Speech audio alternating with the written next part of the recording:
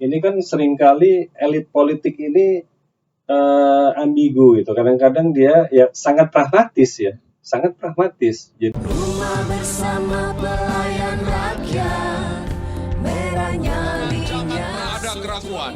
Saatnya kita bergotong royong menangkan Ganjar Presiden 2024. Bang Karyono, tadi ada Bang Karyono menyatakan bahwa Mega akan konsisten di jalur konstitusi dan menempuh jalur hukum atas pelanggaran pemilu hari ini. Seberapa pengaruh itu terhadap civil society? Apakah masyarakat juga bisa membaca bahwa pelanggaran hukum ini, penabrakan konstitusi ini harus menjadi persoalan yang harus diselesaikan bersama rakyat?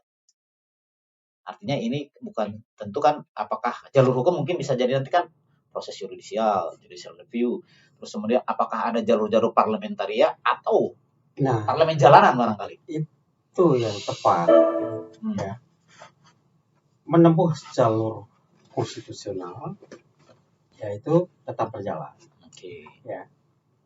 Jalur parlemen juga harus berjalan. Ya. Kemudian parlemen jalanan juga harus berjalan. Nah, jadi 3 jalur itu harus berjalan secara paralel. Oke. Sebelum terlalu jauh, apakah gelombang aksi mahasiswa hari ini adalah embrio ke arah sana? Saya kira gejalanya ke sana.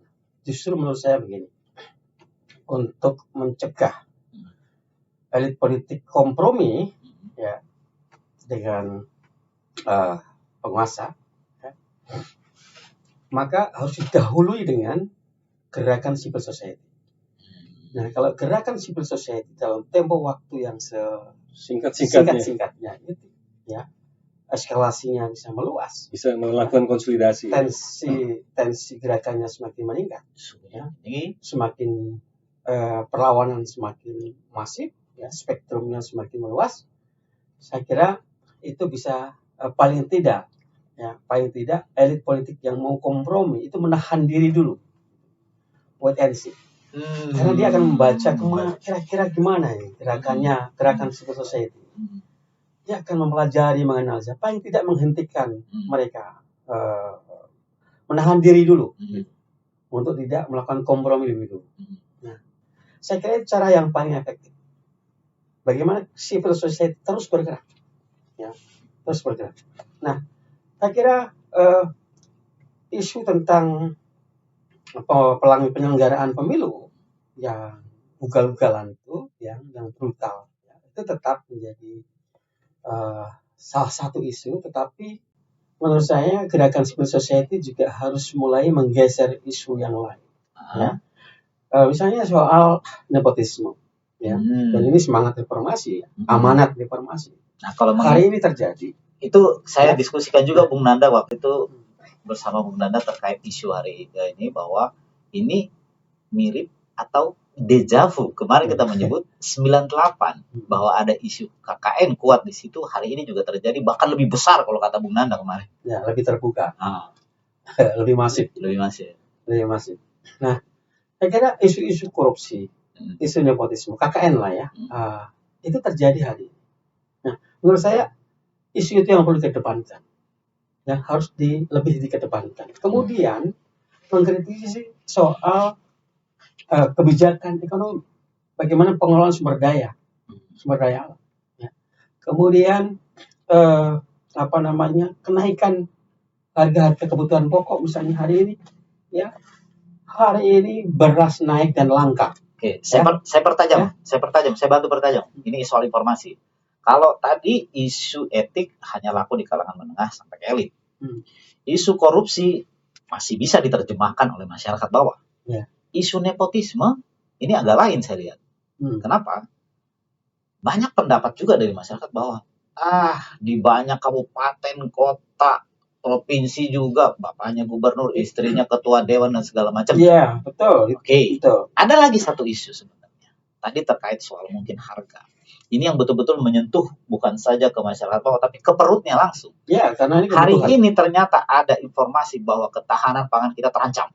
Betul, Stok beras kita hanya tinggal 1 bulan. betul. Makanya ada upaya impor untuk menyelamatkan. Ya, Bagaimana? Ya, kita nggak tahu ini ya kalau bicara soal stok beras, sembako. Ini saya informasi, saya Ya, buka. Silakan apakah- kita cek. Perlu kita kaji ya. Apakah kelangkaan yang terjadi, kelangkaan sembako yang terjadi hari ini, apakah karena Oke. disebabkan oleh beberapa faktor? Hmm. Yang pertama, mungkin ya sembako itu digunakan untuk kepentingan kampanye, untuk membeli suara masyarakat yang dibagi-bagi ke masyarakat. Mungkin ya. Ya.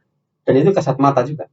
Oke. Di mana para caleg juga membelanjakan uangnya ya untuk membeli sembako.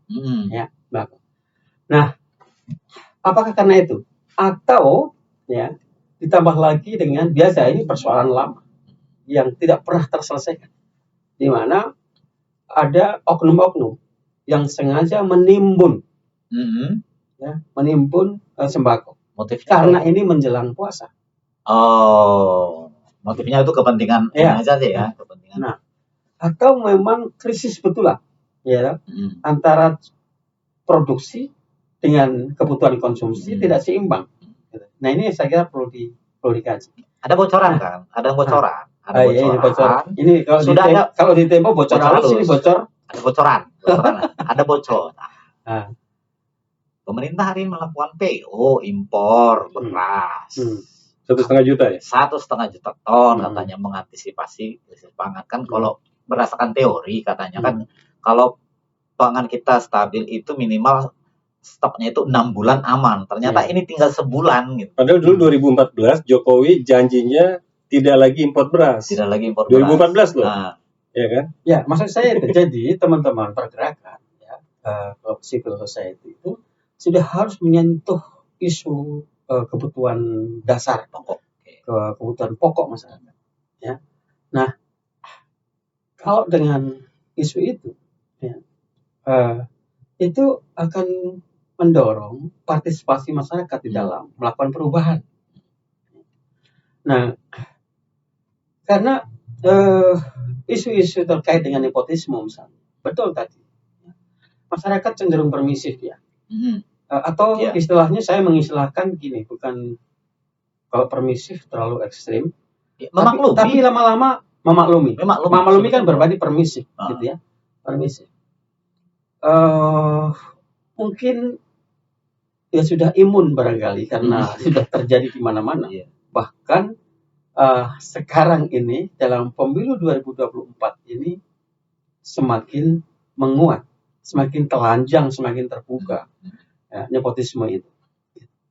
Nah, tapi bagaimana juga masyarakat harus dicerahkan ya, bahwa betul kalau secara konstitusi ya, regulasi itu tidak bertentangan.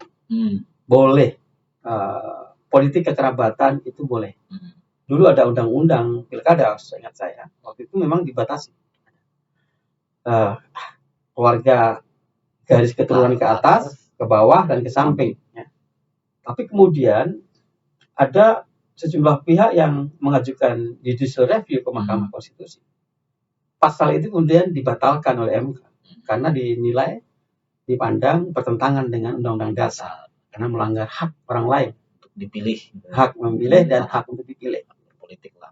Tapi faktanya nepotisme itu memang merugikan. Dampak atau efek dominonya atau spiral effect-nya itu ujungnya pada keadilan, ya, baik itu keadilan secara politik, hak politik maupun keadilan ekonomi. Karena nepotisme itu berkelindan dengan oligarki, berkelindan dengan kaum kapitalis, pemilik modal. Lebih mudah mengendalikan kekuasaan yang dipegang, yang dikuasai oleh satu keluarga daripada tidak. Lebih mudah. Oligarki itu lebih mudah mengendalikan.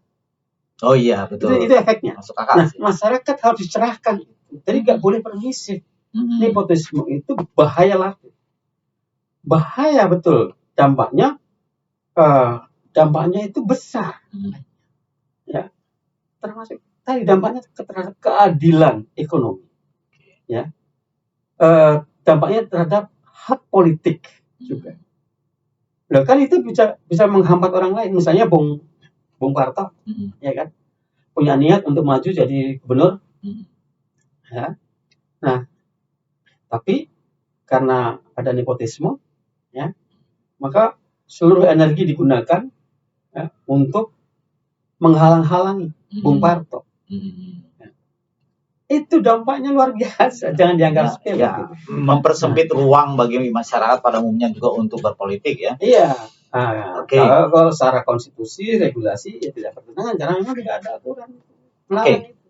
Balik lagi kita ke diskusi tadi persoalan pelanggaran atau persoalan katakanlah kita mungkin sama-sama sepakat ya bahwa sebetulnya upaya Jokowi melakukan ini adalah salah satunya bagian dari katakanlah kalaupun saya harus ekstrim haus kekuasaan dengan kemudian estafetnya ke anaknya. Pertanyaan dasar, ini siapa sebetulnya yang menunggangi?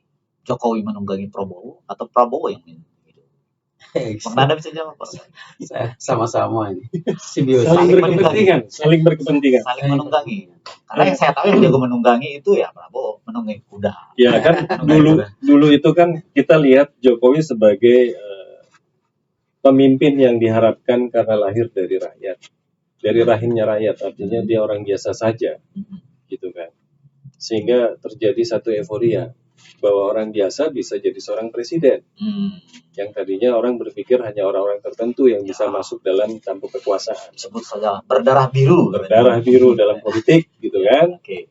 Nah, ternyata hari ini itu 180 derajat terbalik gitu loh.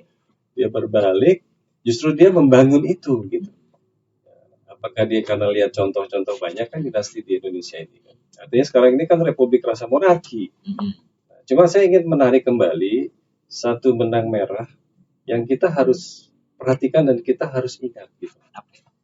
Waktu kita reformasi di 98, ya kan, tuntutan yang dilakukan oleh pro demokrasi yang melawan rezim pada saat itu penegakan supremasi hukum. Nah, kita lihat hari ini, apakah hukum itu yang orang biasa bilang tajamnya ke bawah, tumpulnya ke atas. Artinya orang nyolong ayam bisa kena setahun, ya kan? Orang korupsi yang puluhan miliar, cuman kena hampir sama lah katakan gitu. Bahkan di penjara pun VIP. Ini kan tidak ada rasa keadilan di sini. Ya kan? Artinya penegakan hukum ini kan harusnya kan betul-betul bisa dijalankan pada saat reformasi itu. Perjalanan waktu yang 25 tahun ini memang secara kurva dia waktu pasca reformasi awal-awal memang terjadi satu perbaikan-perbaikan dalam bidang hukum, terutama dalam hukum ketatanegaraan kita. Sampai amandemen 4 kali itu kan. Ada perubahan lah dalam mengelola negara kita ini supaya bisa lebih ada rasa keadilan dan dia bisa merata. Termasuk reformasi birokrasi lah. Reformasi birokrasi. Ya. Tapi ada yang kedua, isu KKN, ya kan? Waktu itu juga menjadi tuntutan. Dan pasca reformasi hari ini, justru KKN ini menyebar. Semua hampir bisa dibilang masyarakat menilai di mana-mana terjadi korupsi. Iya. Ya kan? Jelas. Mulai dari kepala desa, bupati, gubernur, menteri-menteri, semuanya. Nah, karena 25 tahun berjalan ini dan kurvanya makin naik ya. Indeks korupsi kita kan turun sekarang ke 34. Nah, jadi ini juga menjadi isu sentral yang sebenarnya masih bisa dijadikan isu gitu dalam kaitan kondisi kekinian. Ini mesti dituntaskan. Jadi menyambung yang reformasi ini harus dituntaskan, supremasi hukum, terus masalah isu KKN. Terus yang ketiga, dulu waktu reformasi kan mengadili Soeharto dan kroninya, ya kan? Nah, apakah mungkin isu sekarang bisa mengadili Jokowi gitu dan kroninya, ya kan? Dengan dia membangun satu politik dinasti gitu. Nah, ini kan jadi pertanyaan besar dan perlu dikaji gitu ya. Karena situasi yang apabila di dalam pembelahan masyarakat yang terjadi saat ini, saya coba bikin 2 poros kekuatan antara pro kemapanan yang oligarki dengan pro rakyat yang memang memiliki idealisme memiliki kepentingan bukan buat dirinya, tetapi buat memperjuangkan hak-haknya rakyat, rasa keadilannya rakyat. Terutama dalam pemilu. Sekarang kalau saya jadi rakyat, saya nyoblos. Misalnya nomor berapa gitu kan. Nah, apakah benar suara saya dihitung? Saya jadi bertanya-tanya. Hak saya jadi, ini gimana nih gitu kan. Saya sendiri bingung sebagai rakyat nih. Jangan-jangan dimanipulasi gitu. Karena kan banyak terjadi di sosmed, bisa kelihatan tuh. Ada yang nyoblosin nomor tertentu gitu kan. Nanti terjadi lagi di mana gitu. Nah, hak saya kan bisa hilang. Nah, kalau saya sebagai rakyat kecil, saya sadar akan itu. Tentunya saya harus menuntut dong hak saya. Hak suara saya dukung sih. Ini kok jadi ke sini, TPS ini kok harusnya bayangannya banyak yang dukung, kok tiba-tiba keluar hasil TPS-nya sekian suara gitu kan. Yang besar ya paslon tertentu. Nah, hal-hal seperti ini yang sebenarnya dalam konteks pemilu kita hari ini adalah sebuah momentum untuk kita bisa memperbaiki bangsa ini. Sebuah momentum membuat satu lompatan. Tadi saya bikin demarkasi antara yang prorat dan yang oligarki. Nah, kita sekarang mau berada di mana? Oke. Gitu. Terkait tadi Bung Nanda menyinggung soal korupsi. Oke, kita sangat percaya bahwa ini korupsi terbesar sepanjang sejarah. Parameternya di mana? Kalau saya melihat kan, selain angka jumlah yang kasus korupsinya, juga termasuk kualitas korupsinya. Saya bicara jumlah dulu. Jelas semakin banyak pelaku karena satu, kan ada sampai ke bawah tuh dana desa. Bayangkan jumlah desa 72.000 sekian dikasih ADD 1, sekian M. Ya semakin brutal ini korupsi dilakukan karena nyaris tidak mungkin bisa terjangkau oleh perangkat hukum. Apakah secara teknis memang tidak terjangkau atau political will-nya tidak ada. Sehingga saya mau kaitkan nih Bang Karyono. Jangan-jangan korupsi yang masif dan besar ini menjadi alat juga buat Jokowi untuk menyandera dalam upaya pemenangan pemilu ini. Mohon dijawab. Kalau soal itu sih secara mungkin ada dua dimensi ya. Yang pertama, mungkin karena kebijakan dana desa itu memang yang paling masif itu memang di era Presiden Joko Widodo. Kenaikan anggaran dana desa itu signifikan. Ya. Nah, itu dengan sendirinya juga kepala desa ya, itu tentu melihat ini adalah sebuah prestasi dan sisi positif Jokowi. Sehingga tanpa dimobilisasi pun, ya, tanpa diintimidasi pun, sebenarnya memang mereka ya melihat ini karena kebijakan Jokowi. Kalau lebih gitu ya. Okay. Nah, tetapi karena ini kontestasi politik, ya tentu ada upaya ya paling tidak untuk memastikan agar kepala desa ya, itu mendukung salah satu pasangan calon yang kebetulan di situ ada putranya Pak Jokowi sebagai calon wakil presiden. Nah, sehingga ada dua dimensi itu menurut saya ya. Oleh karena itu menurut saya yang paling penting itu adalah bagaimana membuktikan berbagai dugaan kecurangan dan pelanggaran yang terstruktur, sistematis dan masif tadi itu. Nah, bagaimana misalnya meminta atau mencari ya kepala desa yang dikumpulkan, yang diintimidasi, yang diarahkan. Sekarang sudah mulai muncul nih. Ada beberapa kepala desa, ya kan? Nah, ada beberapa kepala desa dari berbagai daerah, ya, itu sudah mulai ada keberanian untuk mengungkap. Okay. Nah, sebenarnya kan ini bisa diperluas lagi, gitu, diperluas lagi. Nah, tapi tentu mereka ada rasa takut, ya, ketika mau mengungkapkan, ya, mengungkapkan nasibnya dia. Bagaimana ya, nanti? Bagaimana nanti? Ya, karirnya, kemudian keluarganya. Nah, itu yang menjadi kekhawatiran. Nah, maka challenge-nya adalah, tantangannya adalah bagaimana membuat kepala desa ini punya keberanian untuk mengungkapkan itu. Mengungkapkan intervensi. Nah, itu kan bisa menjadi bukti itu, saksi-saksi tadi itu. Nah, kalau itu bisa diambil sampel saja, ya, katakanlah separuh dari jumlah provinsi mau menjadi saksi, yang ini memang tidak mudah ya. Ya. Tapi bukan tidak mungkin, ya, itu mungkin saja dilakukan. Nah, kalau itu bisa dihadirkan ya sebagai saksi, saya kira itu menjadi penguat ya, penguat bahwa benar terjadi mobilisasi dan intimidasi pada aparat kepala desa. Nah, ini belum lagi yang lain gitu. Ya, yang lain. Nah, Tempo itu menurut saya media yang berani ya mengungkap dan karena dia investigasi kan, investigasi report ya. Nah, itu kan disebut tuh, misalnya tidak hanya aparat kepolisian gitu ya. Itu Kementerian Agama disebutkan. Oh ya, itu Agama disebut itu. Ya, kemudian Kementerian BUMN. Seknek, kooperatif. Ya. Kemudian ada juga tuh Kementerian Kesehatan ya yang sempat viral. Surat senam pagi bersama penyelenggara pemilu. Ya kan? Nah, modus-modusnya banyak lah. Ya, kemudian Kementerian Pertanian disebut juga. Oke, ini coba saya detailkan tadi. Tadi soal desa, ada dana desa, perangkat desa. Lalu kemudian tadi Anda menyebut Kementerian Dalam Negeri.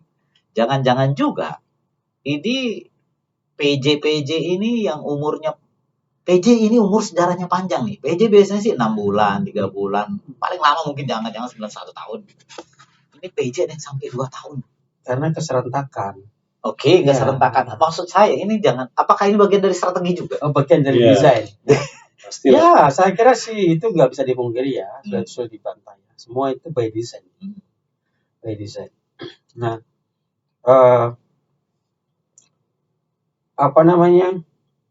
PJ kepala daerah ini ya, gubernur ini kan ada 20 gubernur ya, PJ ini. Ya.